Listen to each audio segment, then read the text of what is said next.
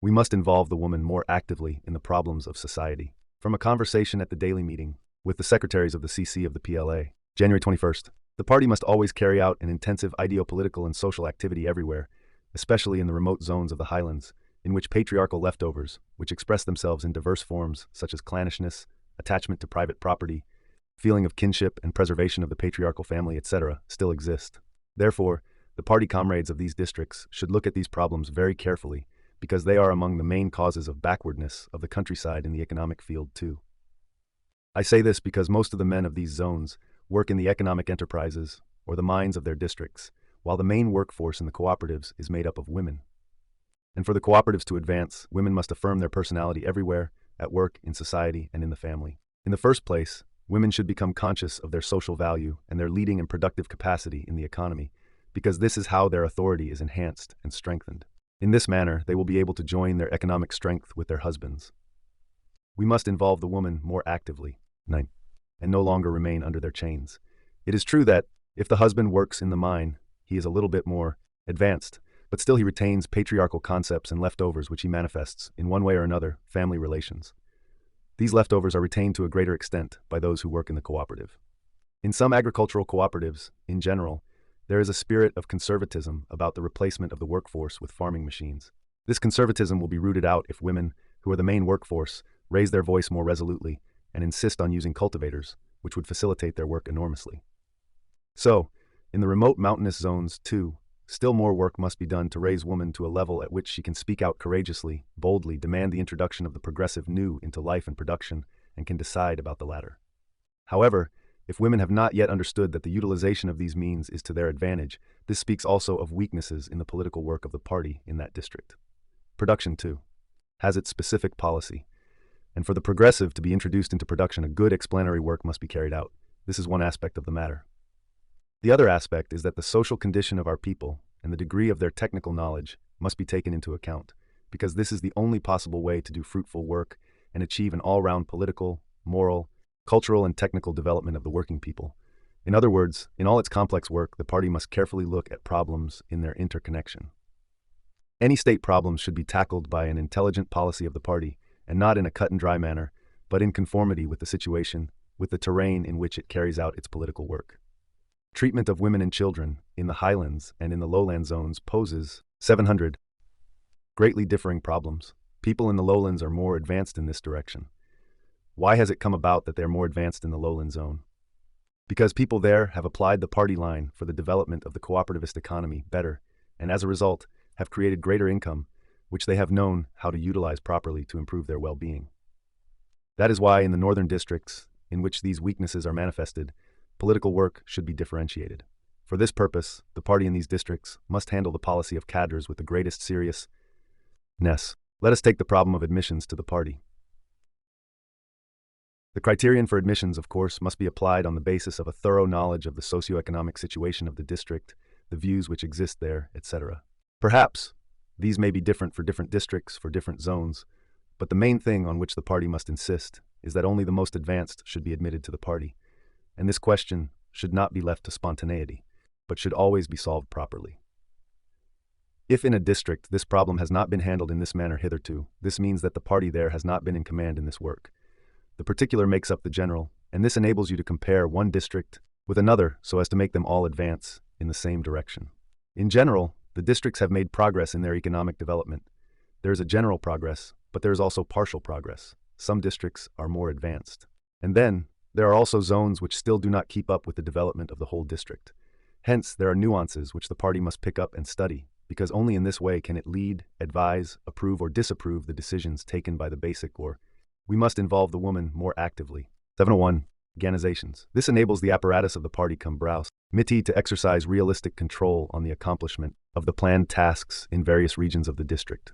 It was said here that a brigade of the agricultural cooperative of Makelara took in high yields in maize, because the brigade leader, besides his leading and organizational capacities, constantly learned from advanced experience. In this case, we should not only be glad that this brigade leader took in high yields in maize, but also reach the proper conclusions about how he took in that much, while the others took in less.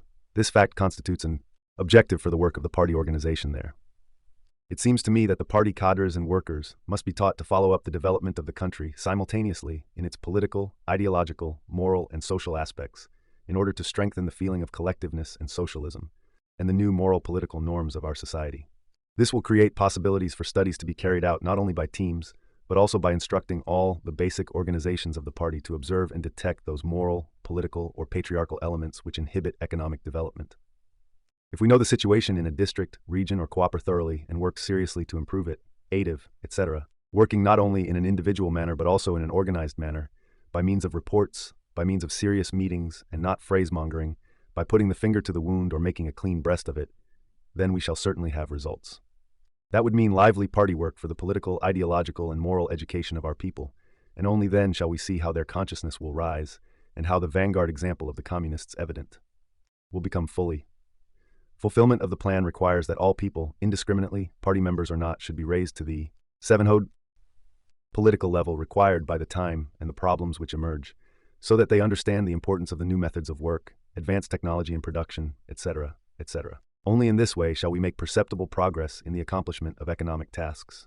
If the secretary of the party committee of a district keeps to his desk the whole day, and from there demands information about the results achieved by one or another brigade, about the fulfillment of the plan by this or that sector, he will not be in a position to do the work of the party. This must be taken into account. In my opinion, duplication of the duties of the chairman of the executive committee by the party secretary of the district creates the impression as if the latter is doing something, while in fact he is engaging in a work which belongs to someone else. The secretary is supposed to engage in other important work and activities, without performing which the plan cannot be fulfilled. Cultivators cannot be put to work if we fail to carry out constant work to convince women politically of their usefulness, if the women are not encouraged and prompted by the par so as to be aware of their capacities in thinking, working, and managing, both at home and outside home. This is party work. When I was in Piuca a few years ago, I was surprised at the progress women had made. We entered the hall in which we were to dine, and I was extremely impressed by the lively manner women and girls came in to meet me and talk with me, and they really talked better than men did. They had no inhibition at all. In their work, the party workers must review all those measures and achievements which have given an impulse forward to our country, as is, for example, the emancipation of women, in order to see the great changes which have been made in the epoch of the party, the evolution of customs, etc., so as to be in a position to strengthen we must involve the woman more actively. Step 3. Ideopolitical, propaganda, and organizational work, and carry it out more correctly. The party began its work for the emancipation of the women from the time of the National Liberation War. Right then, it put the stress on the decisive role of women, both in the struggle for the liberation of the country and later for the building of socialist society. Since that time, a great step ahead has been taken in their emancipation, and a great evolution, or better say a revolution, in the life and the activity of women has taken place in our country. Now, the situation and the meaning of emancipation is not what it was many years ago. Albanian women, in general, are emancipated. Broad sections of women are in working relations, especially in the cities. Now you can no longer speak to them in the same terms as to Highland women, although the latter have advanced too. However, townswomen are more advanced because their participation on a large scale in production in various sectors of the country's economy has developed their personality more. They live their lives in an independent manner, love their life companions, listen to them and respect them, but with the authority and personality they have created in society, in family, and everywhere else, they know how to tell their husbands that they must be respected and heeded too. Emancipation in cities has risen to a higher level. Therefore, the work of the party among women here is aimed at further objectives, is intended to help them raise their personality still higher. By working ever better, women will be able to express their opinions more freely, either individually or, when the occasion presents itself, collectively, and to uphold them more forcibly, especially in the countryside. The emancipation of women has not been achieved in the same degree for all the villages or for all the districts. Each district has peculiarities of its own. In the district of Dibra, for instance, the work of the Party for the Emancipation of Women should continue to be done with greater persistency than in some other districts, because clannishness and man's feeling of his superiority exists in a latent manner within the family there. What on the face of it may seem an achievement in the field of emancipation may be only a form of disguise. The peasant is shrewd. He tries not to expose himself to attack by public opinion and to maintain his authority over the woman. He says to his wife, of course, not in public, "Out of home I will do like the rest, but at home I'll make you behave." Those who still have not properly understood the ideological and political importance of women's strength and role exert a negative influence. Therefore, in this direction, the party must bring its influence to bear on and strengthen its political work with the masses. Some progress has already been made in the correct understanding of this problem, but much work remains to be done. It is true that women now are engaged in production, but they worked before too. We must not forget that general, peasant women have worked in all times, but they worked like slaves. Now, after all this revolution, in the emancipation of women, we have reached such a situation that women feel men's equals at work and in society. However, at home submission to man's authority still exists in the form of respect shown to him. Anyway, it must be understood correctly that respect does not mean that the woman should not tell her husband what she thinks and be subservient to him. She must respect her husband for his correct opinions, but should also have the courage to tell him where his opinions are not right. Therefore, we must not get stuck up with old formulae and with concepts of work in the emancipation of the women.